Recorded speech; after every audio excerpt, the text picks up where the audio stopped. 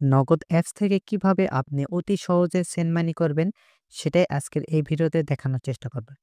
চলেন ভিডিওটা শুরু করা যাক। ফার্স্টে আপনাদের নগদ অ্যাপসে চলে আসতে হবে। তো আমি নগদ অ্যাপসে চলে আসলাম। দেন এখান থেকে পিন দিয়ে লগ ইন করে নেবেন। দেন লগ ইন করা হলে এরকম ইন্টারফেস দেখাবে। তো এখান থেকে আপনারা সেন্ড মানিতে একটা ক্লিক দিবেন। দেন এমন একটা ইন্টারফেস আসবে, এখান থেকে আপনাদের প্রাপক লেখা আছে। তো এখানে আপনি যাকে সেন্ড মানি করতে চান তার নাম্বারটা লিখে দিবেন। তো আমার নাম্বার লেখা শেষ। তারপরে এমন একটি ইন্টারফেস আসবে। তো এখান থেকে আপনি কত টাকা সেন্ড মানি করতে চান সে অ্যামাউন্টটা দিয়ে দিবেন। তো এখান থেকে আমি ১০ টাকা সেন্ড মানি করব। তো ১০ টাকা দিয়ে পরবর্তীতে আমি ক্লিক দিলাম। দেন তারপর এমন একটা ইন্টারফেস আসবে। তো এখান থেকে আপনাদের ১০ টাকা আর ৫ টাকা খরচ কাটবে।